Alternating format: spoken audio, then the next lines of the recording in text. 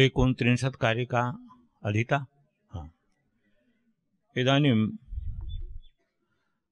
30तमेयं कारिका। युगपचतुष्टयस्य तु वृत्तिः क्रमशस्य तस्य निर्दिष्टा दृष्टे तथाप्यदृष्टे त्रयस्य तत्पूर्विका वृत्तिः। देखो, ये समझने योग्य कारिका है। चतुष्टयस्य चार में कौन कौन है? तो बुद्धि, अहंकार और मन, और उनके साथ कोई ना कोई एक इंद्रिय। तो इन इंद्रियों की और मन, अहंकार और बुद्धि की जो वृत्ति है, उसका व्यवहार अर्थात उसका प्रयोग कहीं तो युगपत का अर्थ एक साथ, और अयुगपत अलग अलग भिन्न भिन्न प्रकार से। तो दृष्ट पदार्थों में, दृष्ट अर्थात जिनका हम प्रत्यक्ष करते हैं, किसी भी ज्ञानेंद्रिय से जिसका प्रत्यक्ष होता है, ऐसे प्रत्यक्ष पदार्थों में चतुष्टय से वृत्ति, चारों की वृत्ति युगपत एक साथ होती है। क्रमशश्च निर्दिष्टा, और कहीं कहीं क्रमशः होती है। अब इस बात को समझना चाहिए। देखिए, कोई व्यक्ति दूर से आ रहा है तो हमारी आंखें पहले उसको देखती हैं। ज्ञानेंद्रियों का, हमारी जो नेत्र इंद्रिय है, उसका उस व्यक्ति के साथ सन्निकर्ष हुआ और हम एकदम कह उठते हैं, कोपी आयाति, पुरुषः आयाति, बालकः आयाति, बालिका आयाति, कोपी साधु वर्तते, कोपी ब्रह्मचारी अस्ति आयाति। तो सबसे पहले किसका क्रम आया? ज्ञानेंद्रिय का।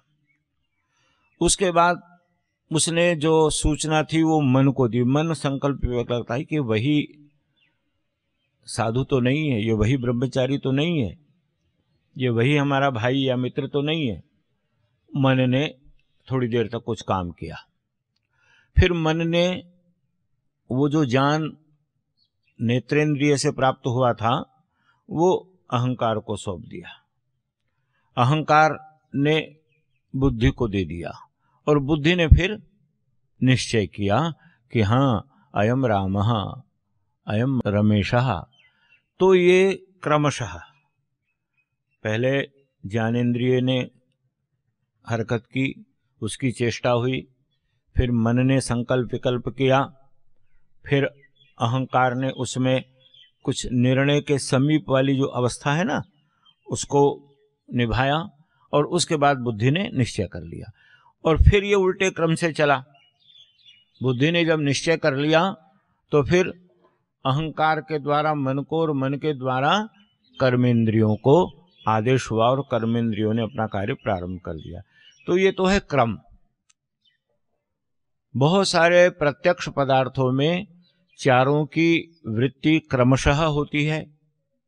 जैसे मैंने कल आपको उदाहरण बताया था कि आपके सामने भोजन आया, यदि तो आपको आदेश यह है कि 5 मिनट में आपको भोजन करके और पंक्ति में खड़े हो जाना है, तब तो जैसे ही थाली आपके सामने आई और उसमें जो कुछ भी है, आप तत्काल भोजन की प्रक्रिया प्रारंभ कर दें, क्योंकि 5 मिनट में आपको भोजन करके और पंक्ति में आगे जाकर के खड़े हो जाना है। तो वहाँ क्रमशः नहीं है। वहाँ अब आपको कि ये सब्जी है, ये दाल है, ये रोटी है, ये खीर है, इसको पहले लेंगे, इसको बाद में लेंगे, ये सोचने का समय नहीं है। क्योंकि क्या कहा गया है कि 5 मिनट में, 2 मिनट में, 3 मिनट में आपको पंक्ति में खड़े हो जाना है भोजन करके। तो आप जो आया उसको तत्काल लेते चले जाएंगे। लेकिन यदि आधा घंटे का भोजनांतराल है तो आप आराम से बैठेंगे, भोजन को देखेंगे, सूंघेंगे, स्पर्श करेंगे, उसके बाद निर्णय करके फिर आपकी कर्मेंद्रियां भोजन को ग्रहण करेंगे। तो ये क्रमशः भी है और युगपत है। जैसे मान लीजिए आप जंगल में जा रहे हैं और अचानक बिल्कुल आपके पास में आकर के शेर खड़ा हो गया, क्या करेंगे आप?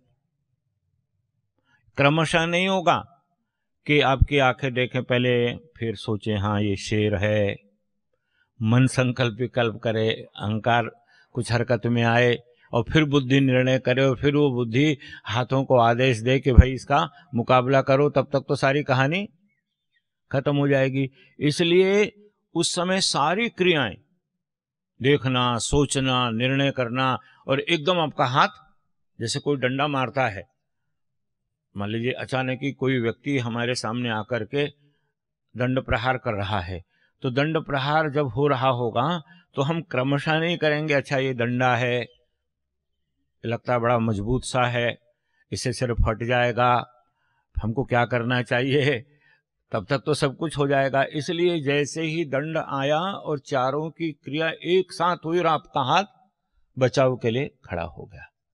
लेकिन ये दृष्ट जिनका हम प्रत्यक्ष कर रहे हैं, ऐसे वस्तुओं में तो चारों की ये प्रवृत्ति होगी। लेकिन कहते हैं अदृष्ट में क्या होगा? त्रयस्य तत्पूर्विका वृत्ति। अदृष्ट में ये इंद्रियां और कर्मेंद्रियां कुछ नहीं करेंगे। जैसे आप बैठे हुए हैं अपने आसन पर और बाल्यकाल की घटनाएं याद आ रही हैं, अपना घर याद आ रहा है, और कोई जीवन में घटित घटनाएं याद आ रही हैं, या आगे कुछ होने वाला है आपके जीवन में, आप कुछ करने वाले हैं, उसके विषय में आप चिंतन कर रहे हैं, तो वहां अब वो ज्ञानेंद्रियों का और कर्मेंद्रियों का विषय नहीं है। ये किसका विषय है? केवल मन, अहंकार और बुद्धि, तीनों की तत्पूर्विका वृत्ति। वहां पर भी युगपद भी होगा और क्रमशः भी होगा। कैसे होगा? देखिए, जैसे मान लीजिए आपके पास पत्र आया, आपके परिवार में किसी का विवाह 2 महीने बाद होने वाला है, ठीक है, तो ज्ञानेंद्रिया और कर्मेंद्रिया तो यहां कुछ नहीं करेंगी, लेकिन मन सोचेगा ट्रेन से जाएं, बस से जाएं, हवाई जहाज से जाएं, किस तारीख को जाएं, कैसे बहाना बना करके जाएं, कैसे छुट्टी मिलेगी, ये सब आपका विषय चलता रहेगा, ये क्रमशः होता रहेगा, ठीक है ना।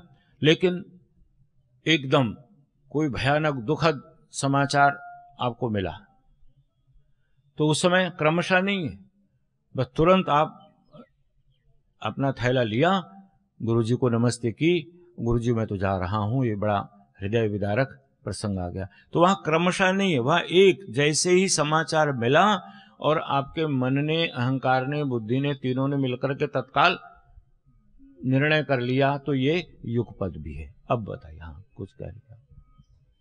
ये जैसे शेर वाला उदाहरण था, मैं इसमें ये कह रही थी धीरे धीरे नहीं होता, लेकिन प्रक्रिया तो सारी वही होती है। नहीं, प्रक्रिया वही होती है, लेकिन उस प्रक्रिया की प्रतीति नहीं होती। प्रतीति न होने का अर्थ ही है युगपत, और प्रतीति हो वो है क्रमशः। देखिए, संसार में कोई भी काम बिना क्रम के नहीं होता है, सब कुछ क्रम से ही होता है। लेकिन स्थूल दृष्टि से, भौतिक दृष्टि से जब हम देखते हैं कि एक में तो धीरे धीरे हो रहा है, एक में बिल्कुल एक साथ हो रहा है। आप ये देखें ना कि जब बिल्कुल आपने जीवन में कभी अनुभव भी किया होगा कि दूर से आपको सांप आता हुआ दिखाई दे रहा है, तो आप सोचेंगे ये इधर जा रहा है, इधर जा रहा है, आपके पास समय है, इसको डंडा मारना चाहिए या एक तरफ बच के निकल जाना चाहिए। लेकिन मान लीजिए वो यहीं आ गया और उस समय आपको दिखाई दिया, तो क्या होगा? वहां क्रमशः नहीं होगा।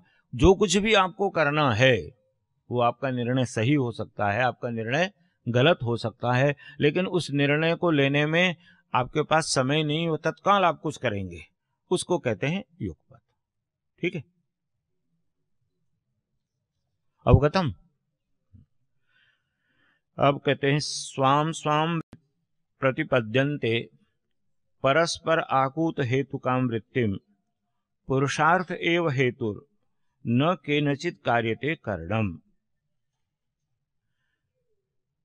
परस्पर आकूत हेतु काम वृत्तिम, परस्पर एक दूसरे का जो आकूत है, आकूत का अर्थ है चिंतन है, प्रयोजन है, उसका अभिप्राय है, एक दूसरे का जो अभिप्राय है, एक दूसरे का जो प्रयोजन है, ऐसी उस वृत्ति को स्वाम स्वाम वृत्तिम प्रतिपद्यन्ते, ये सारी जो इंद्रियां हैं और बुद्धि, अहंकार और मन है, ये परस्पर एक दूसरे के आकुत, एक दूसरे के प्रयोजन, एक दूसरे का जो व्यवहार है, एक दूसरे का जो क्षेत्र है, कार्य का क्षेत्र है, उसको ध्यान में रखते हुए स्वाम स्वाम वृत्तिम प्रतिपद्यन्ते। देखिए ना, जैसे मान लीजिए भोजन की घंटी बज गई और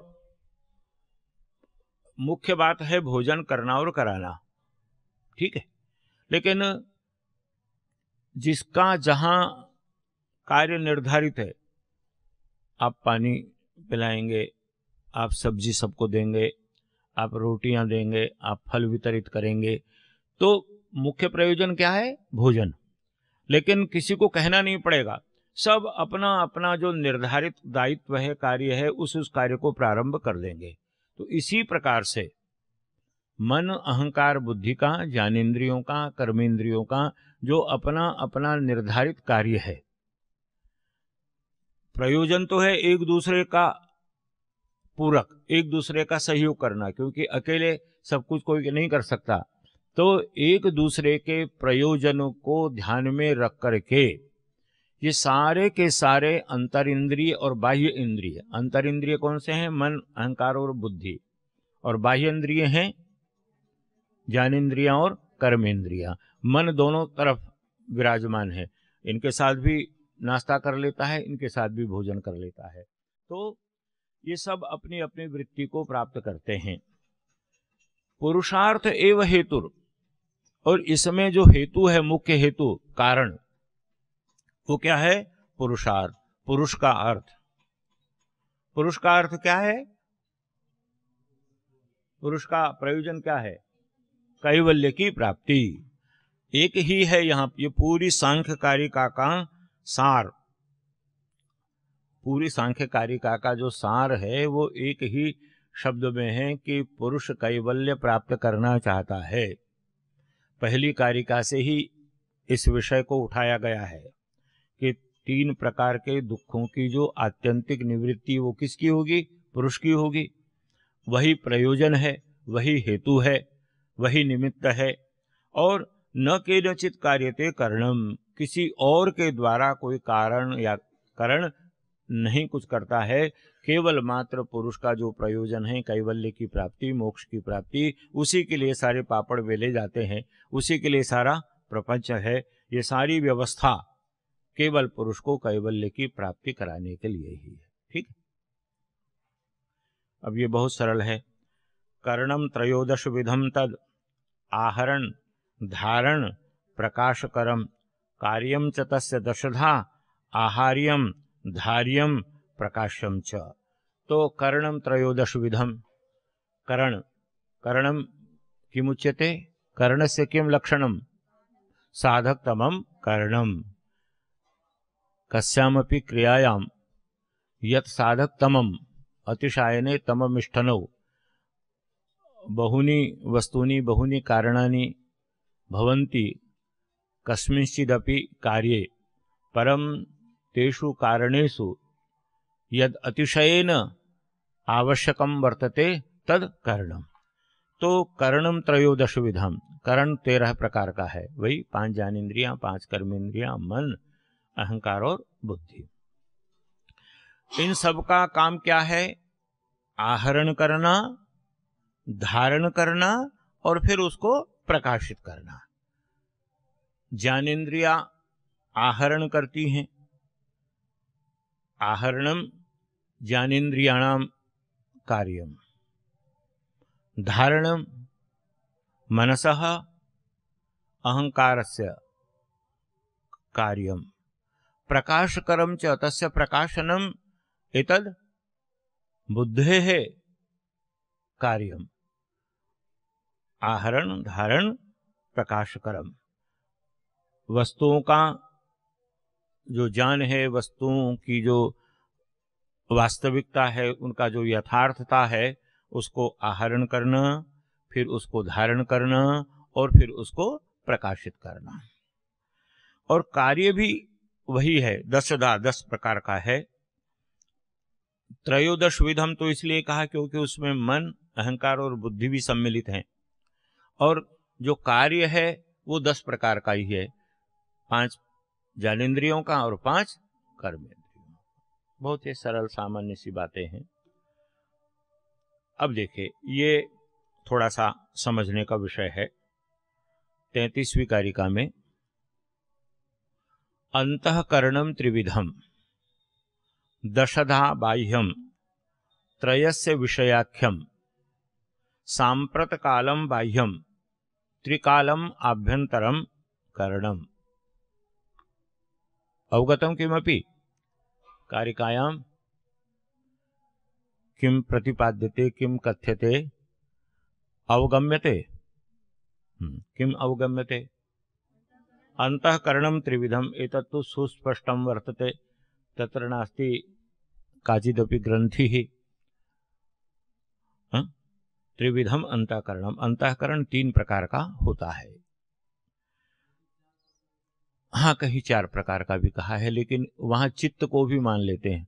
अंतःकरण चतुष्टय शब्द बड़ा प्रसिद्ध है दर्शन में, आपने ठीक कहा। दर्शन शास्त्र में अंतःकरण चतुष्टय शब्द ही प्रचलित है, लेकिन चित्त और मन, इन दोनों का मन में ही अंतर्भाव मानते हुए फिर 3 हो जाते हैं। ये हमारे संस्कृत साहित्य में, चाहे वो व्याकरण हो चाहे दर्शन हो, बहुतों का थोड़ों में समावेश करने की प्रवृत्ति रही है।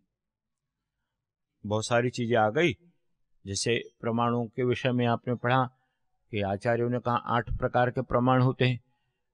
फिर कहा इसको तो याद करना बड़ा कठिन हो जाएगा, 8 कौन कौन याद करे, तो फिर 8 को 3 में ही कर दिया। कुछ आचार्यों ने 8 को 4 में समाहित कर दिया, और चारवाकों ने तो कहा कि इस झगड़े से ही पिंड छुड़ाओ, ये सारे बेकार हैं, केवल एक ही मानो, प्रत्यक्ष जो दिख रहा है वो है, जो नहीं दिख रहा है वो नहीं है। तो इसी तरह से आप काव्य शास्त्र पढ़ेंगे, काव्य प्रकाश आदि में, तो गुणों की चर्चा की कि 10 प्रकार के होने चाहिए, दोष इतने प्रकार के होने चाहिए। फिर कहा कि इतने सब याद करना बड़ा कठिन काम है। फिर गुणों को 3 में ही समाहित कर दिया। कौन कौन से? ओज, प्रसाद और माधुर्य, 3 ही गुण होते हैं। फिर 3 की ही सारी चर्चा चल पड़ी। तो ऐसे ही आपने ठीक कहा कि 4 प्रकार का अंतःकरण चतुष्ट ही शब्द प्रचलित है, लेकिन यहां सांख्य कारिका में इन्होंने मन, अहंकार और बुद्धि 3 को माना है। दशदा बाह्यम, और जो 10 हैं हमारी ज्ञानेन्द्रिया, कर्मेंद्रिया, इनका देखिए, जो अंतःकरण शब्द से ही उनका क्षेत्र आंतरिक है, और जो ज्ञानेन्द्रियां, कर्मेंद्रियां, उनका क्षेत्र बाह्य है, बाह्यम। क्या?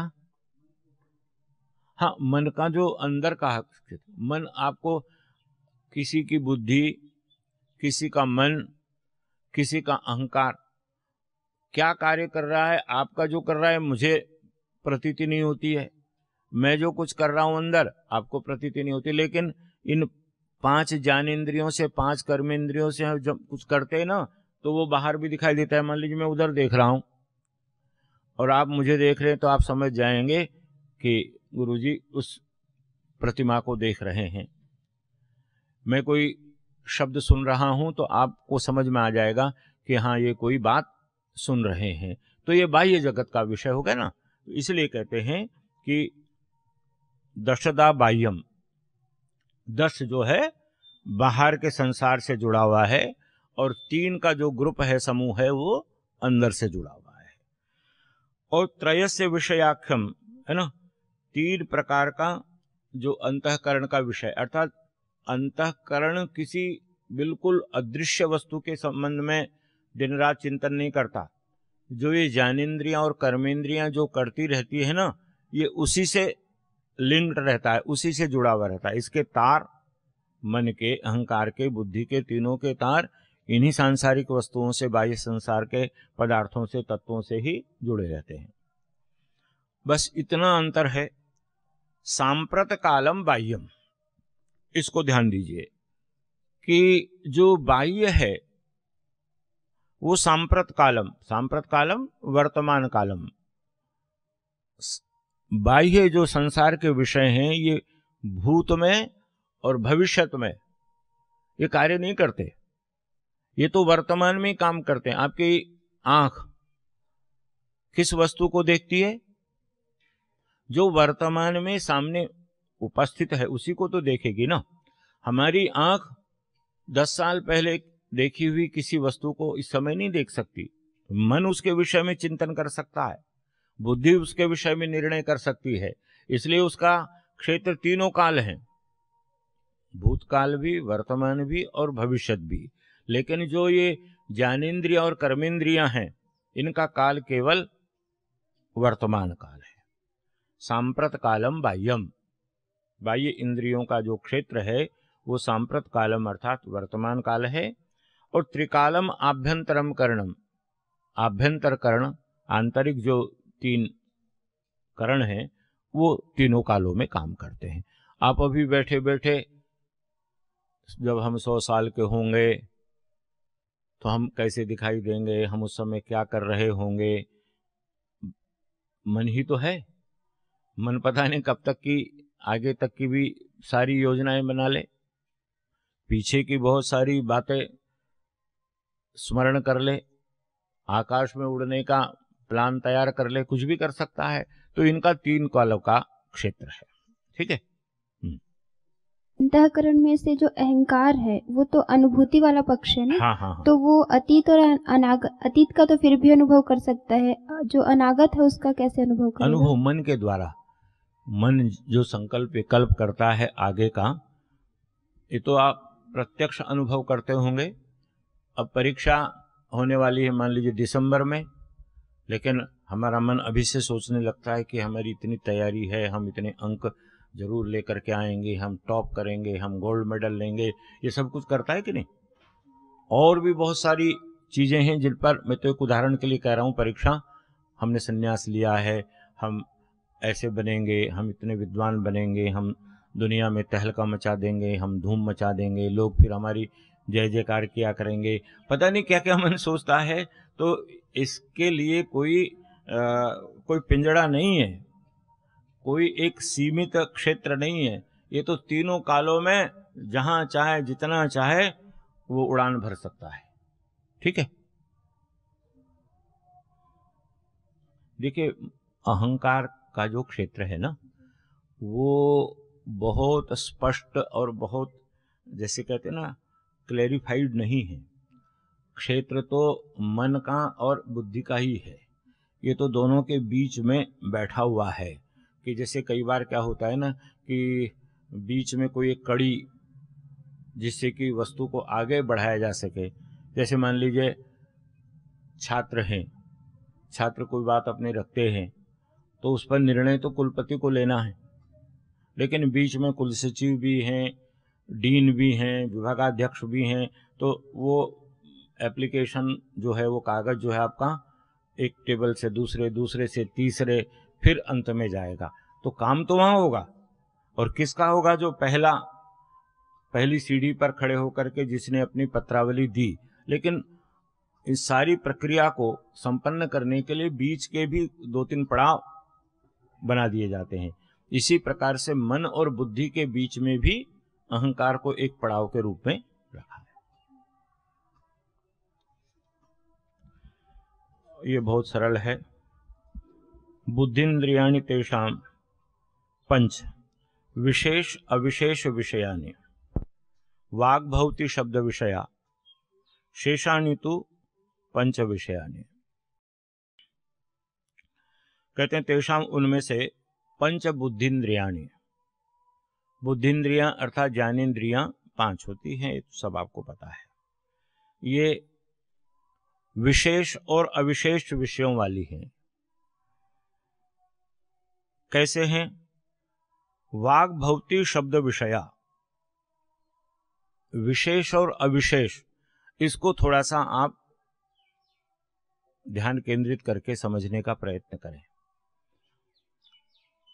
5 ज्ञानेंद्रियां और 5 कर्मेंद्रियां, इनमें से कहते हैं कि जो वाग इंद्रिय है ये तो है विशेष, इसका तो केवल शब्द ही विषय है, इसका क्षेत्र केवल शब्द है, ये शब्द का ही उच्चारण करती है। एक आप जब पढ़ेंगे वेदांत दर्शन, उसकी थोड़ी सी भूमिका इस विषय को समझने के लिए उचित है, इसलिए मैं आपको बता रहा हूं, उसको थोड़ा ध्यान से सुनिएगा कि शब्द, स्पर्श, रूप, रस, गंध, ये 5 तन्मात्राएं हैं और इनसे आकाश, वायु, अग्नि, जल और पृथ्वी, इन 5 महाभूतों की उत्पत्ति होती है। और ये 5 महाभूत परस्पर मिलकर के काम करते हैं। उनको मिलकर के जो काम करने की उसकी पद्धति है, उसको वेदांत दर्शन में पंचीकरण कहा जाता है। सुना आपने? 5 तत्व मिलकर के जो काम करते हैं उसको नाम दिया गया है वहां पर पंचीकरण। पंचीकरण की प्रक्रिया ये होती है कि आकाश, वायु, अग्नि, जल और पृथ्वी, ये जो 5 महाभूत हैं, प्रत्येक के 2-2 हिस्से कर दीजिए। आकाश के 2 हिस्से हो गए, एक हिस्सा कितना हो गया? 50, 1/2, दूसरा भी 1/2, ठीक है। तो सब के 5 के 10 हिस्से कर दिए, 1/2, 1/2 इतना हो गया। फिर प्रत्येक का जो 1/2 था वो तो हो गया उसका नाम आकाश, वायु, अग्नि, जल, पृथ्वी। और जो आधा बचा हुआ था उसके फिर 4 हिस्से किए। आधा तो एक तरफ हो गया, आकाश, वायु, अग्नि, जल, पृथ्वी। और जो आधा बचा हुआ था उसके फिर 4 हिस्से किए। तो बताओ आप, एक एक हिस्सा कितने बटा कितना होगा?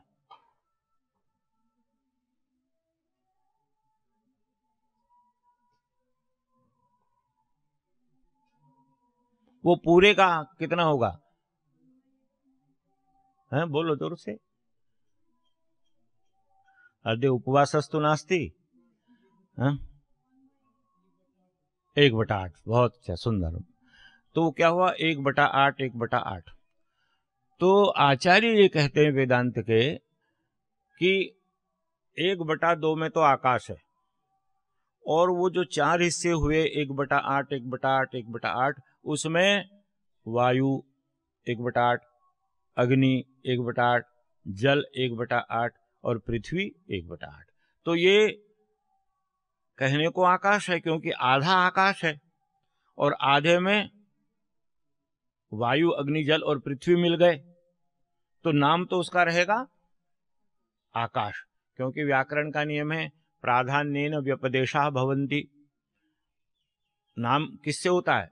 जो प्राधान्य हो, प्रमुखता हो, उसके आधार पर नाम होता है। इसलिए उसका आकाश तो नाम है, लेकिन उस आकाश तत्व में भी अन्य 4 तत्व सम्मिलित हैं और यही क्रम सब में है। आप इसको इस तरह से और समझ लीजिए उदाहरण के द्वारा, सहज रूप से, कि आप कहीं घूमने के लिए गए हैं, पर्यटन के लिए, कोई पिकनिक स्पॉट, कोई रमणीय स्थान देखने के लिए गए, और सबने अपना अपना भोजन ले लिया। किसी ने कुछ बनाया, किसी ने कुछ बनाया, सब अपना अपना भोजन लेकर के चले। जब वहां पर आप गए और एक स्थान पर भोजन के लिए जब बैठे, तो क्या करते हैं प्रायः? कैसे भोजन करेंगे वहां? हाँ, साथ में मिलकर खाने की क्या प्रक्रिया होगी? बहुत सुंदर कहा आपने, साथ में मिलकर के खाएंगे। तो उसमें करेंगे क्या, कैसे करेंगे?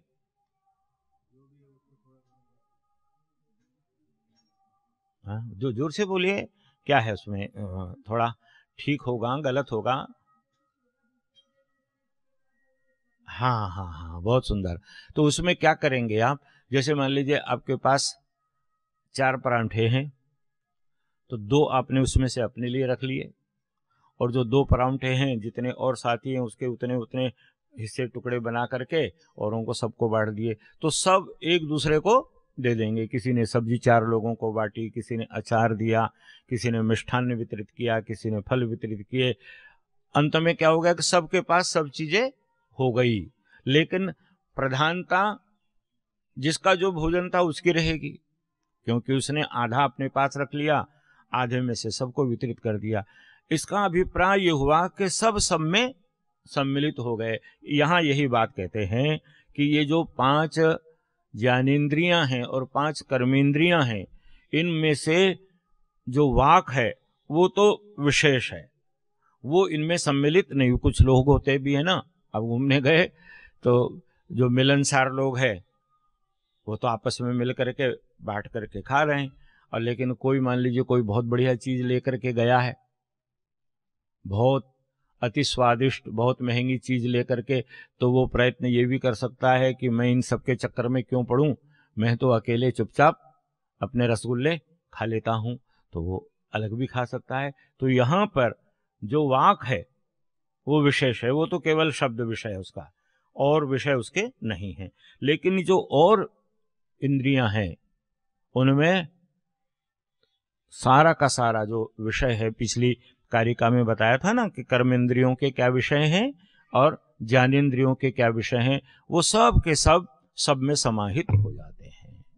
ठीक है, समझ में आया ना? उदाहरण से ये बात स्पष्ट हो जाती, वैसे नहीं समझ में आती। शांतःकरण बुद्धि सर्वं विषयम अवगाहते यस्मात् तस्मात् त्रिविधम कर्णम द्वारी द्वाराणि शेषानि। बहुत सरल कारिका है, भाषा बहुत सरल है सांख्य कारिका की, बहुत क्लिष्ट संस्कृत नहीं है, अत्यंत सरल है। यस्मात्, यस्मात्, यस्मात् का क्या अर्थ है?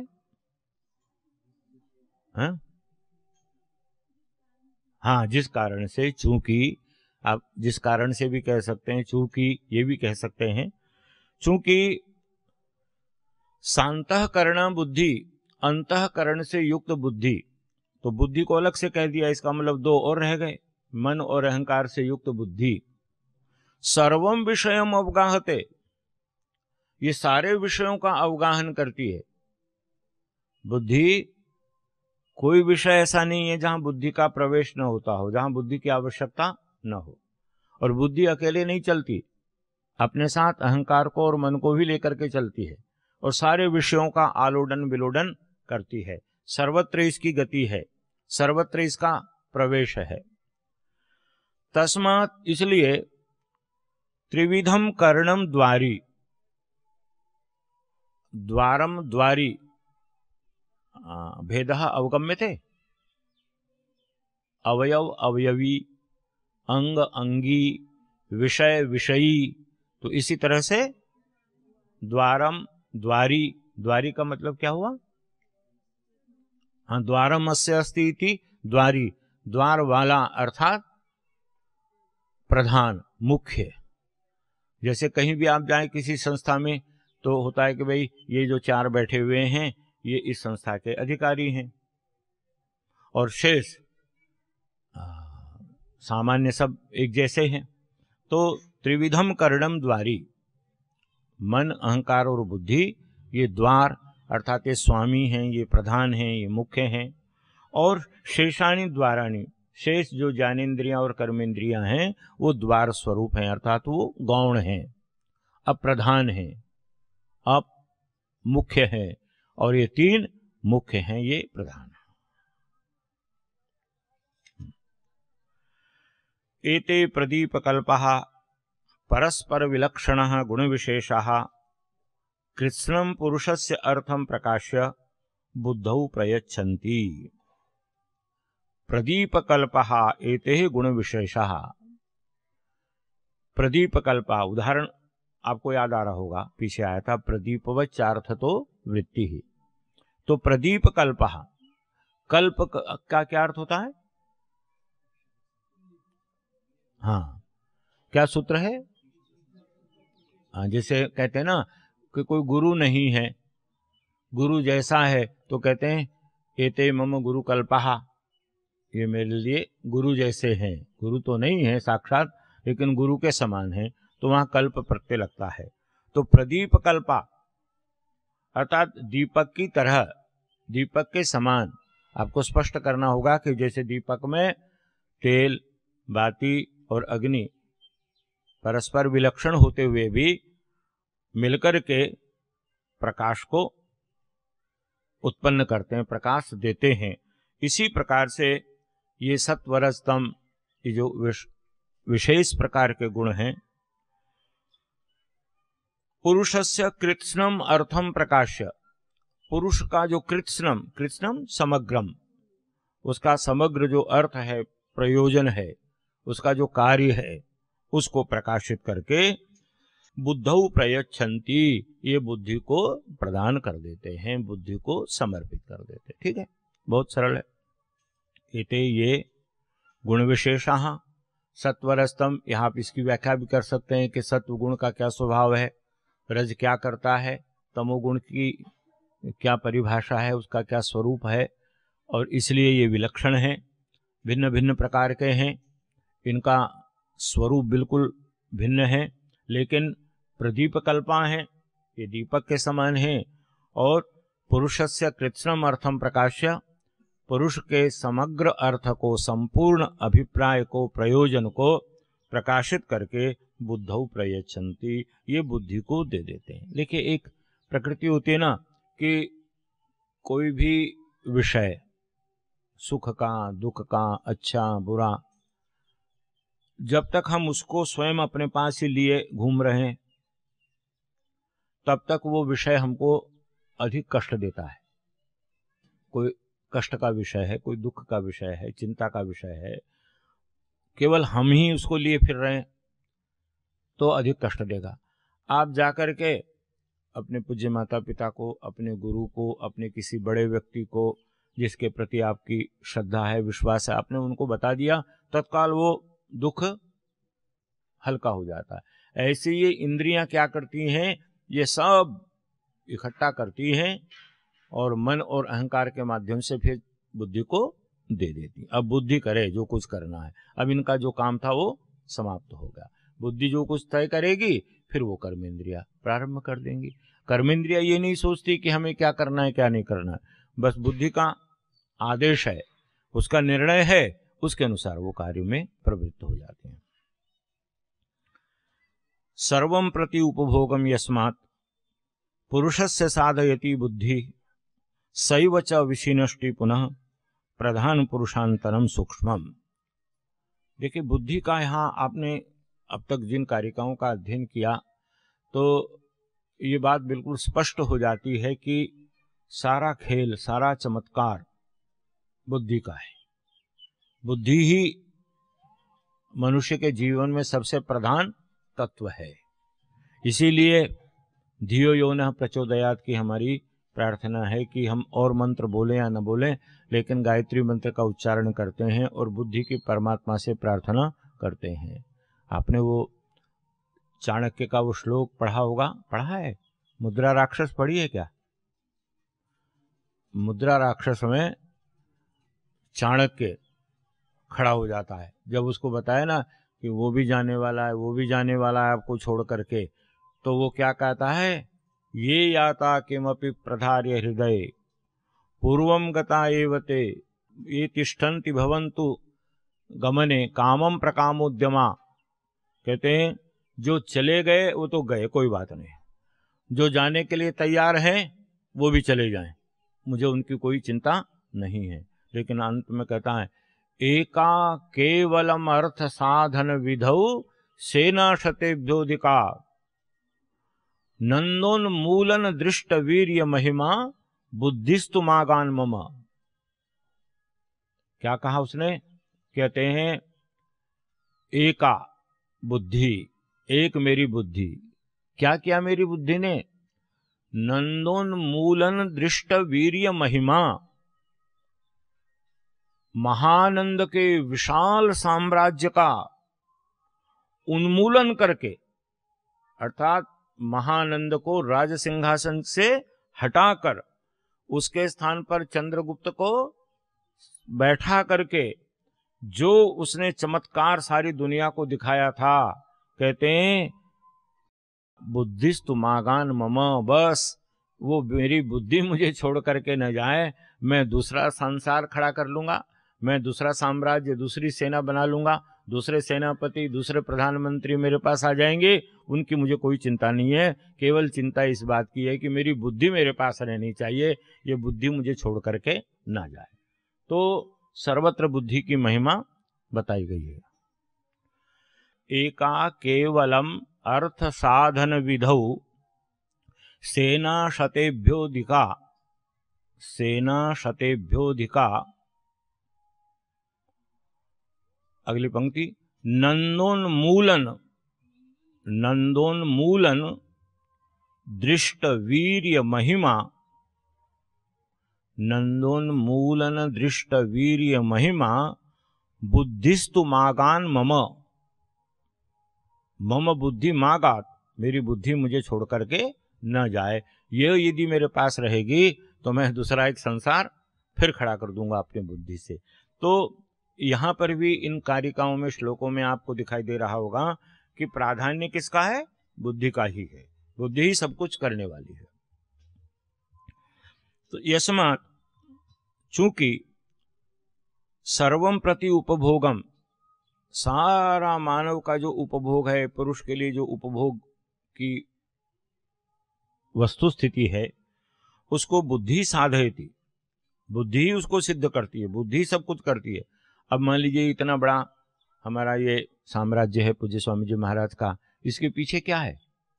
2 हाथ 2 पैर तो भगवान ने सबको दे रखे हैं, लेकिन ये बुद्धि तो है, बुद्धि का ही चमत्कार है। तो ये बुद्धि ही पुरुष के सारे उपभोगों को, सारे कार्यों को सिद्ध करती है। और वही सैवच, और वह बुद्धि ही पुनः प्रधान पुरुषांतरम सूक्ष्मम विशिनष्टि, वह प्रधान और पुरुष के, प्रधान मतलब प्रकृति है ना, अव्यक्त, और पुरुष उसका जो सूक्ष्म अंतर है, पुरुष में और प्रकृति में जो सूक्ष्म अंतर है, उसको सैव, वह बुद्धि ही विशिनष्टि, विशिनष्टि, हाँ, विशेषेण शास्ति, विशेषेण अभिव्यनक्ति, विशेष रूपेण प्रतिपादयति, शास धातु है ना, हाँ, तो विशिनष्टि अर्थात विशेष प्रकार से उसका अनुशासन करती है, उसको प्रतिपादित करती है, उसको अभिव्यक्त करती है। ठीक है, इसलिए बुद्धि ही सर्वोपरि है, बुद्धि का ही सारा खेल है, बुद्धि का ही सारा चमत्कार है।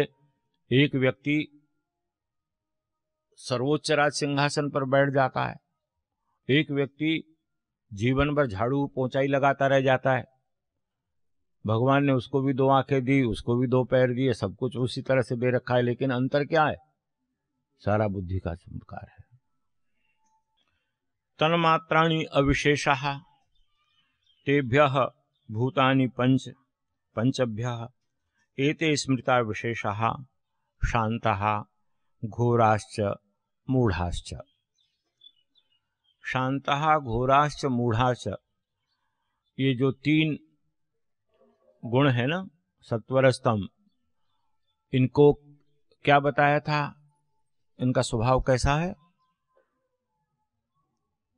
प्रकाश प्रवृत्ति नियमान, ये एक तो ये बात बताई थी, और फिर एक सुखात्मक, दुखात्मक और मोहात्मक। तो यहां पर शांता, घोरा और मूढ़ा, इन 3 शब्दों का अर्थ है सुखात्मक, दुखात्मक और मोहात्मक। तो तन्मात्राणि अविशेषा, शब्द स्पर्श रूप रस गंध, यही तो सब संसार को इधर से उधर भगाते रहते हैं।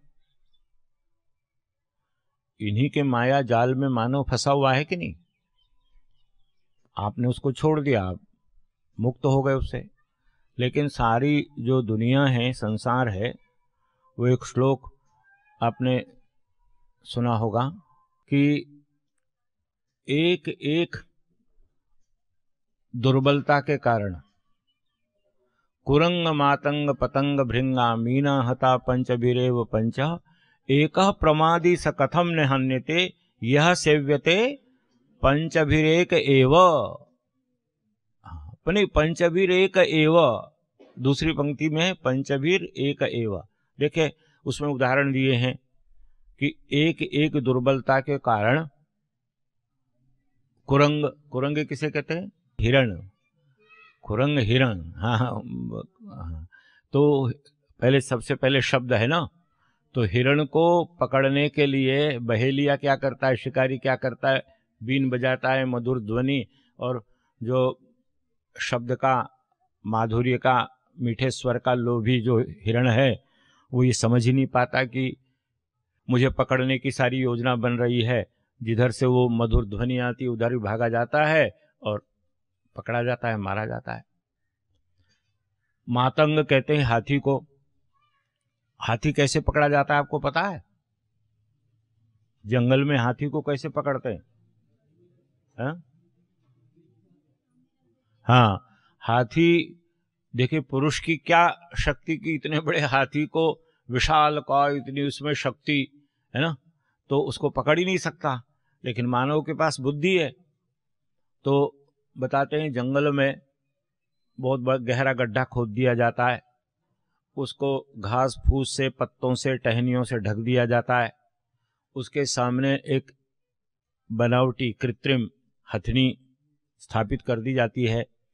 जंगल में दौड़ता हुआ हाथी आता है और सामने खड़ी हुई हथनी को देख करके उसके स्पर्श के आकर्षण में भागा हुआ आता है और वो जो गड्ढा है उस गड्ढे में गिर जाता है। जब वहां पड़े पड़े उसको कई दिन हो जाते हैं तो फिर शिकारी उसको बांध करके ले जाते हैं। तो स्पर्श का लोभी। और पतंग, पतंग कहते पतंगा, ये किसका रूप का लोभी है? अग्नि के रूप पर मोहित होकर के आता है और उसमें गिर करके अपने प्राणों की आहुति दे देता है। भृंग, भृंग, भृंग किसको कहते हैं? भौरा। भौरा रस का लोभी है और कमल के फूल पर जाकर के बैठ जाता है। सूर्यास्त हो जाता है, फूल बंद हो जाता है और रात भर उसी जेल में बंद रहता है और उसके प्राण चले जाते हैं अंदर। बहुत सुंदर श्लोक है ना, उस पर क्या है? जो भौरा कमल के अंदर बंद है उसकी स्थिति का वर्णन बड़ा सुंदर किया। रात्रिर्गमिष्यति भविष्यति सुप्रभातम भास्वान उदेष्यति हसिष्यति पंकजश्री इत्थम विचिन्त्य यदि कोशगते द्विरेफे हा हंत हंत नलिनीम गज उज्जहार। जो भौरा फूल के अंदर बैठा हुआ था, आप जैसा कोई ब्रह्मचारी गया और जाकर कहता, अरे भ्रमर क्या कर रहा है, देख अब सूर्यास्त होने वाला है, जल्दी से उड़ जा यहाँ से। तो वो कहता है कि अरे क्या मुझे उपदेश देते हो, रात्रिर्गमिष्यति, मैं रसपान करने में यहाँ पर मस्त हूँ, रात आएगी, रात चली भी जाएगी। भास्वान उदेष्यति, फिर भगवान भास्कर पूर्व दिशा में उदित होंगे। हसिष्यति पंकजश्री, फिर कमल खिलेगा, फिर मैं उड़ करके चला जाऊंगा। इत्थम विचिन्त्य, ऐसा सोचकर कोश गते द्विरेफे, द्विरेफ कहते हैं भ्रमर को, भ्रमर फूल के अंदर बैठा हुआ है। हाँ हंत हंत नलिनीम गज उज्जहार, ये संवाद हो ही रहा था कि इतनी देर में दौड़ता हुआ, चिंघाड़ता हुआ भयानक हाथी आया और उस कमलिनी को ही उखाड़ करके ले गया। भौरा वहीं समाप्त हो गया। तो शब्द, स्पर्श, रूप, रस और गंध। मीना, मछली, मछली को पकड़ने के लिए क्या करते हैं मछुआरे? उसमें दाना डालते हैं ना, कांटा उसमें लगाते हैं और वो बस उसमें फंस जाती है और जीवन। तो एक एक कमजोरी के कारण ये पशु पक्षी जीवन समाप्त कर देते हैं। और इस पुरुष का क्या होगा? इसलिए वो कहा ना, एकः प्रमादी स कथम निहन्यते, ये प्रमादी मानव कैसे नष्ट नहीं होगा। यह पंचभिर एक एव सेव्यते, यह अकेला ही पांचों का सेवन करता है, कभी शब्द, कभी स्पर्श, कभी रूप, कभी रस, कभी गंध, चारों तरफ दौड़ता रहता है। तो ये हाँ, तो इस देख लीजिए, शब्द स्पर्श रूप रस गंध, ये जो पंच तन्मात्राएं हैं, तेभ्य पंचभ्य, उन पंच तन्मात्राओं से पंचभूतानि, पांच भूतों की उत्पत्ति होती है। एते स्मृता विशेषः, ये विशेष हैं। कैसे हैं? शांतः घोराश्च मूढ़ाश्च, ये सुखात्मक हैं, दुखात्मक हैं और मोहात्मक है। इसकी व्याख्या फिर कल करेंगे। यहाँ तक आपने पढ़ा। इसको सबसे आवश्यक होता है पुनरावृत्ति। पुनरावृत्ति कहते हैं इसी को अभ्यास, पनहो पुण्येन आवृत्तिर अभ्यास, बार बार उसकी आवृत्ति करना, ये अभ्यास। और बिना अभ्यास के विद्या अपनी नहीं होती। क्या कहा गया है इस विषय में? विद्याम अभ्यसनेनैव त्वं प्रसादयितुम अर्हसि। हे मानव, हे अंतेवासी, हे ब्रह्मचारी, विद्या को प्रसन्न करना है तो अभ्यसनेनैव, अभ्यास से ही विद्या प्रसन्न होती है। केवल श्रवण मात्र से विद्या प्रसन्न नहीं होती। निरुक्त में एक बहुत अच्छा प्रसंग आता है, विद्या वै ब्राह्मण मा जगाम। विद्या ब्राह्मण के पास गई, ब्राह्मण का मतलब विद्वान। गोपाय मां, हे ब्राह्मण देवता मेरी रक्षा करो। क्यों रक्षा करें? सेवधिष्ठे हम अस्मि, अहम ते सेवधि अस्मि, मैं तुम्हारा खजाना हूं, मैं तुम्हारा कोष हूं, इसलिए तुम मेरी रक्षा करो। कैसे रक्षा हो गई? असूयकाय अनऋजवयताय न मा ब्रूया वीर्यवती तथा श्याम। कहते हैं कि मेरा उपदेश, जो असूया करने वाला, जो गुरु की निंदा करने वाला हो, पढ़ाई पाठ पढ़ के चला गया और फिर शुरू हो गया, इनको तो कुछ भी नहीं आता, ये नहीं समझाया, वो नहीं समझाया, इससे ज्यादा तो हम ही जानते हैं। जो असूया करने वाला। अनरिजवे, रिजु कहते हैं सरल, अनरिजु जो कुटिल टेढ़ा हो, है ना।